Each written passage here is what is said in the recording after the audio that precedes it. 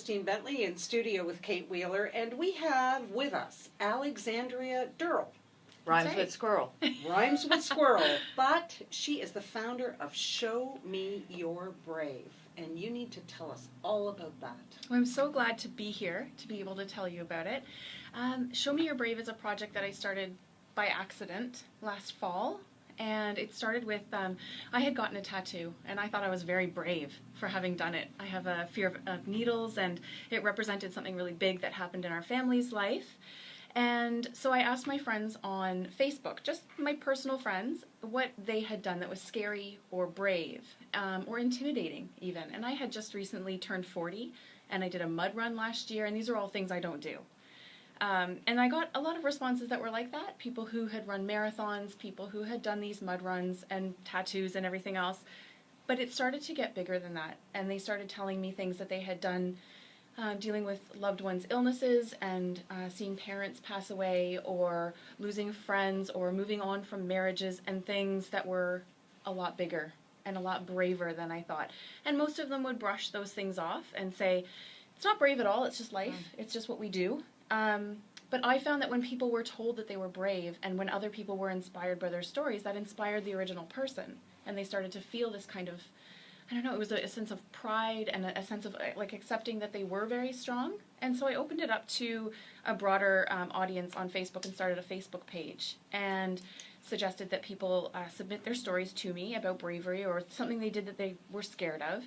And the stories that came in through this forum at Show Me You're Brave, I bought the domain and put up a form for everybody to come and fill it out, and the stories are just overwhelming. And so we've had hundreds of stories come in now that range anything from, yep, I got a tattoo, or I've brought a few of them to read to you today too. They're just overwhelming.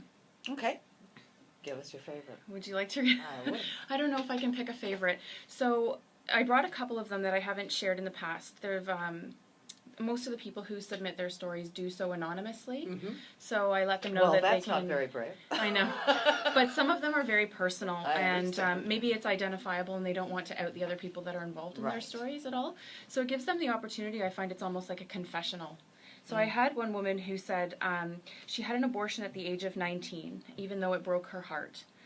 She couldn't take care of the baby. She had no support, no way. She didn't know how anything would work out. She didn't know at all what she would do. So she had no support systems in place, and so she went to her mother, and to this day, it's 15 years later, and not a single person but her mother knows about this.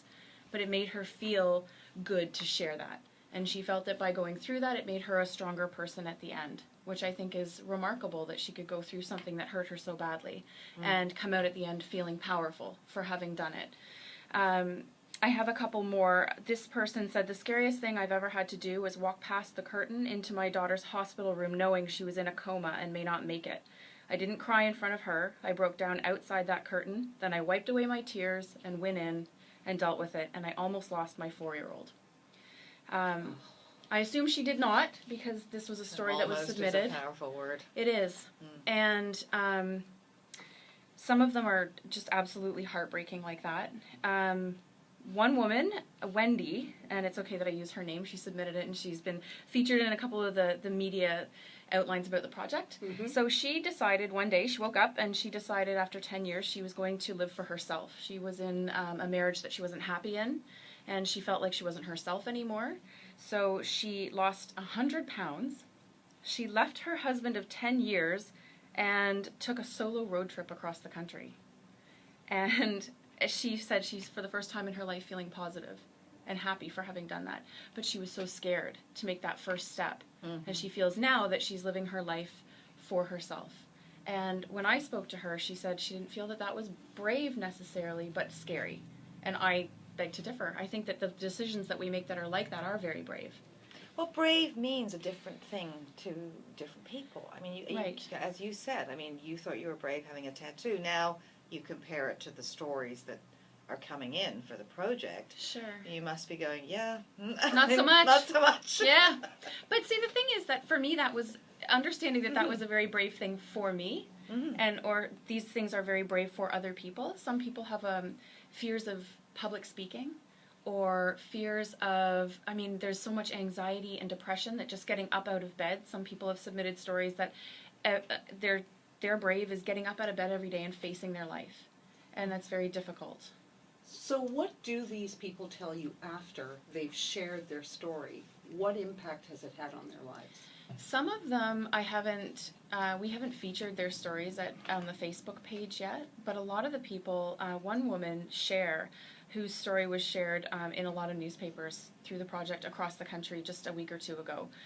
She was really nervous about that. What happened to Cher was that she was left at the altar. The day of her wedding, her soon-to-be father-in-law arrived and said, "He's not coming. So you aren't getting married today."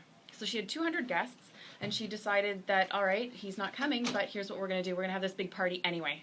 We're going to throw this big thing, and everybody who's here is here to support me, and they love me, and so they're here for solidarity, and Cher threw a huge party. Yeah. Then, years later, she's married, she has a family, everything is going smoothly. She submitted this story to the project, and it was picked up in the media, and so she's now had to face this story again. So she said she was really nervous about that, and it's uncomfortable to have that story brought up again. But she's had people reach out to her and say, "This happened to me, and I'm so glad that you're okay, that you're on the other side of this. Your story has been inspirational to me." And it gives them that sense of supporting other people and being sort of a beacon of hope for someone else that it's going to be okay. So where is this project going? What are you going to do with this? You know what? I'm not entirely sure yet. So for now, I share snippets of the stories on our Facebook page at the Show Me Your Brave project on Facebook. And I share full blog posts at showmeyourbrave.com. So every 4 or 5 days, I've been featuring another full story. So at this point, I go back to the people who've submitted their stories, and I ask them if there's anything they'd like to add or take away from their story, or if they'd like to include photos or their names or how they would like to approach it. My dream would be to compile them all into a book and have that be an inspirational project for other people to read the stories and just to have them as a collection for everybody to read. But at this point, it's really just about sharing the stories. And the response that I've had from people through sharing them on Facebook and the blog is that they're appreciative that they've read the stories. They're feel-good stories. Even the sad stories are feel-good because they just represent what is strong about people, no matter what. No matter if it's a tattoo or if it's something bigger, like a big life change or a death or something that they never saw coming. Well, as we're learning, the more people talk about things and share things and open up about things, the stronger and more empowered they become. They do. It gives them a voice. And a lot of these people think, "Oh, well, my story is so small, it's insignificant." But the thing is that each of our lives is only significant in what we have experienced. So I'm not going to be rushing into fires every day to save people. And I'm not in the military, so I'm not doing those acts of bravery. But that doesn't lessen the things that I do. And so the things that I've been through, if I can take power from those and take them and feel like that's an encouragement to my life, that's a benefit for me. So when you read those stories, does it encourage you to maybe face other fears that you've had? Sure. I'm here, so... Oh, that was a fear? Well, We're scary. I mean, you're not. Do you consider yourself brave for coming here today? I do! Okay. Well, congratulations. I'm out of the house. This is great. No, I don't... just even maybe 3 or 4 years ago, I was frozen with fear. I wasn't able to do public speaking or get up and talk in front of anybody, and I said to myself, well, here's what I'm going to do. I'm going to pitch myself to my local TV station I'm a local blogger. I thought maybe I could go on and do a craft or something, and I was dying inside. I mean, I don't even know who watches it, but I was just so petrified to go on there and speak, and so worried about what other people would think, or would I do a good job, would I flub it? And then I realized it's okay. The more you do that stuff, the braver you are. But that alone led to so many other things, like this project. It led to the confidence that I'm sure that people want to hear about this kind of thing, and that it's a good thing.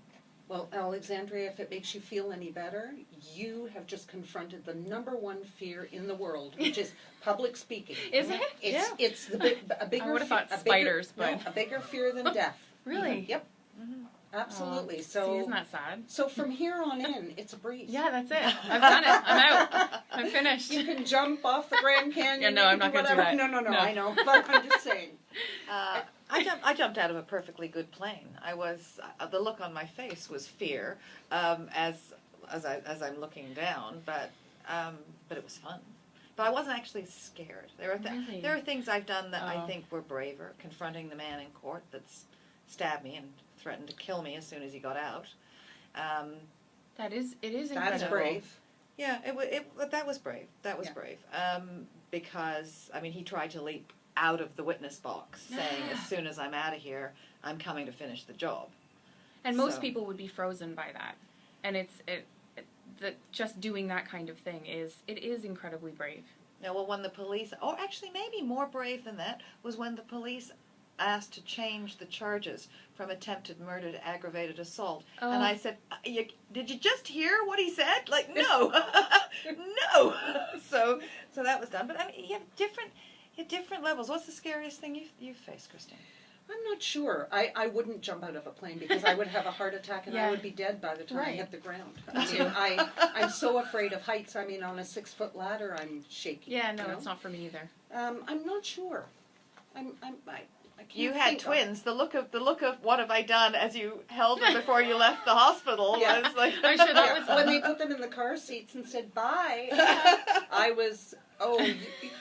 You're not. You're giving me these two human beings For to look keeps. after for keeps. What if I screw this up? Right. Yeah. But being a parent it is scary. These things we take for granted the things that we do every single day that take an act of bravery. Or, I mean, for some people it's applying for their first job out of college. It's paralyzing. You're just fresh and new, and you have to apply for a position in a company where people know their stuff, and they live with the constant fear of, well, are they going to find out that I'm a fraud? Will they know? Am I for real? So that's those the things Cinderella matter. complex. I mean, Yeah. and women suffer from that a lot. True. Yeah, I think Yeah. they do. And Canadian, I mean, this is great because you're kind of doing, in a sense, you're doing what we're doing. You want people to share their stories, and Yeah. some of them are incredible stories. I'm just, flipping through them. This woman who says, I waited while my husband was dying for someone else to pass away so my husband could live. Yeah. And the feelings that she went through, in truth, Yes. I've never been so scared in my entire life. It gives me shivers. I remember watching Sarah's story and her husband Keith while he was struggling to breathe and knowing that. And yeah, it's terrifying. And he's fine and he's healthy and everything is great now. But yeah, the weight of waiting for someone to pass away and being so thankful but hoping, it's incredible what people come through. And on the other side of the challenges, to feel that kind of strength. So yeah, I kind of make it my mission to let people appreciate themselves, and it has really nothing to do with me. I don't. I've shared a couple of my personal stories anonymously as well, but I'm pretty open about the struggles too, and so I encourage people to talk about anxiety and depression and their bravery and their struggles, so that I know that there's one person out there who will read one of those stories and feel buoyed by that or lifted up. Well, I'm sure that we have many listeners out there who have stories. Where can they go to share their story? I would love to see them visit showmeyourbrave.com, the website where I post everything. There's a link to a form to fill out. It's just an initial form. It can just be a snippet of a story. Additionally, there's the Facebook page, Show Me Your Brave Project on Facebook, where they can kind of dip their toes in and see what it's all about and kind of see the kind of community that is building there and find out if that's something they'd like to participate in. Mostly I would like people to just feel encouraged by it. And you are going to come back when the book is finished. Oh, I hope so. Either that or a television show. You never know. You never know. Thank you so much, Alexandria. Thank you for having me. Click the channel subscribe button for full-length interviews and more from What She Said here on YouTube.